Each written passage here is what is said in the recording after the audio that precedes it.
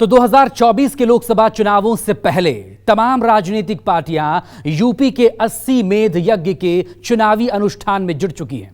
तमाम नेताओं का दावा है कि उनका घोड़ा ही सबसे तेज भागता हुआ यूपी की तमाम 80 सीटों पर अपनी विजय पताका फहराएगा। इन तमाम दावों के बीच बीजेपी के विरुद्ध तमाम विपक्षी पार्टियों की एकजुटता की कवायदें भी शुरू हो चुकी है।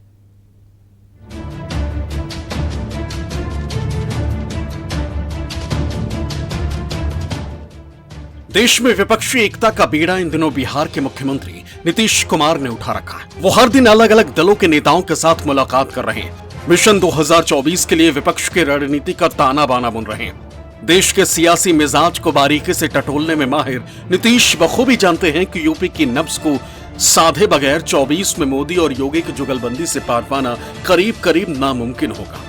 अगर बात यूपी की है तो 80 लोकसभा सीटों वाले उत्तर प्रदेश में विपक्षी एकजुटता के सूत्रधार की भूमिका राष्ट्रीय लोकदल के अध्यक्ष जयंत चौधरी अदा कर सकते हैं। इस बात का संकेत उस दिन मिल गए जब जयंत ने एक तरह से कांग्रेस के बिना किसी भी गठबंधन की संभावना को ही सिरे से नकार दिया।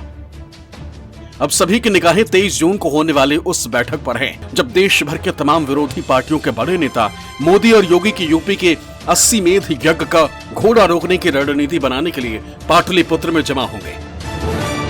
पश्चिमी उत्तर प्रदेश में जयंत चौधरी जी हों, चाहे चंद्रशेखर आजाद जी हों, इनके साथ समाजवादी पार्टी का गठबंधन है और गठबंधन के साथ क्या समीकरण बनाए जा सकते हैं, किस तरीके से 2024 का चुनाव आसानी से जीता जा सकता है, उसके लिए लगातार समाजवादी पार्टी और घटक दल प्रयासरत हैं।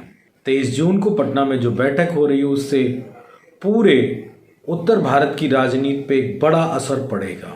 जिस तरह से भारतीय जनता पार्टी ने पिछले 9 साल में देश को गर्क में ले जाने का काम किया है, निश्चित तौर पे देश में महंगाई बढ़ी है, बेरोजगारी बढ़ी है, भ्रष्टाचार बढ़ा है।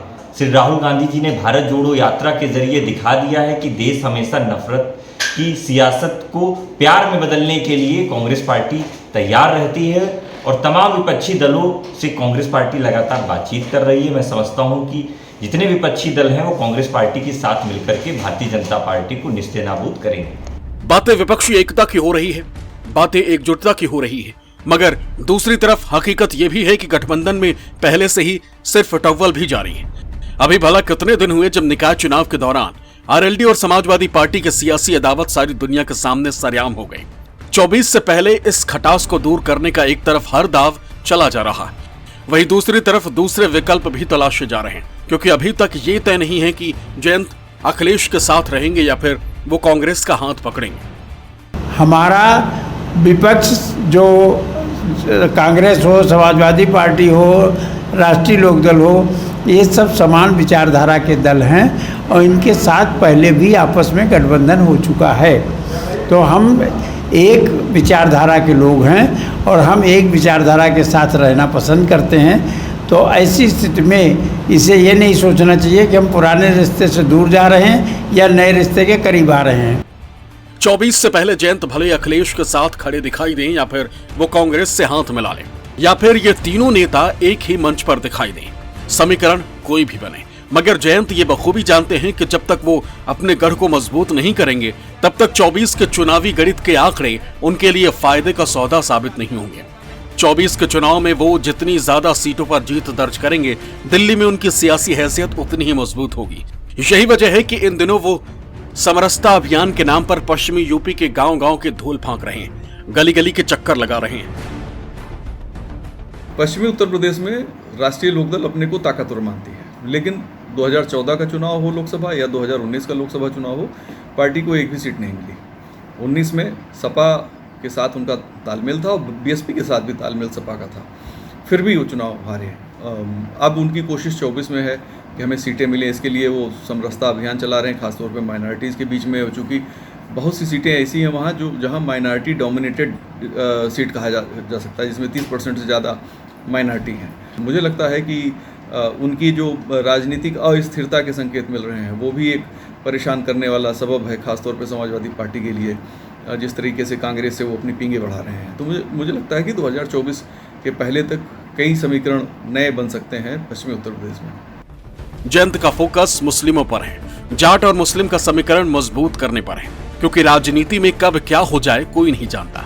जयंत अगर समाजवादी पार्टी को छोड़कर कांग्रेस के साथ गठबंधन करते हैं तो मुस्लिमों को साथ जोड़कर रखना उनके लिए सबसे बड़ी चुनौती होगी। जयंत जिस मिशन पर जुटे, अगर वो कामयाब होता है तो न सिर्फ उनकी पार्टी को संजीवनी मिलेगी, बल्कि पश्चिमी यूपी की सियासत और खासकर पश्चिमी यूपी में जयंत का सियासी कद और रुतबा दोनों कई गुना बढ़ जाएगा। दरअसल मुसलमानों को समाजवादी पार्टी का मजबूत वोटर माना जाता है। पिछले विधानसभा चुनाव में खासकर पश्चिमी उत्तर प्रदेश में जाट और मुस्लिम समीकरण साधने के लिए जयंत चौधरी और अखिलेश यादव ने काफी कोशिश भी की थी, लेकिन उसका बहुत ज्यादा फायदा पार्टी को मिलता हुआ नजर नहीं आया है। अब पार्टी के रणनीतिकार इस बात को मानते हैं कि आने वाले लोकसभा चुनाव में अगर गठबंधन का कोई नया स्वरूप बनता भी है तो खासकर पश्चिमी यूपी में जाट और मुस्लिम का समीकरण उन्हीं के साथ रहे। यही वजह है कि राष्ट्रीय लोकदल ने पश्चिमी उत्तर प्रदेश में समरसता अभियान भी शुरू किया है।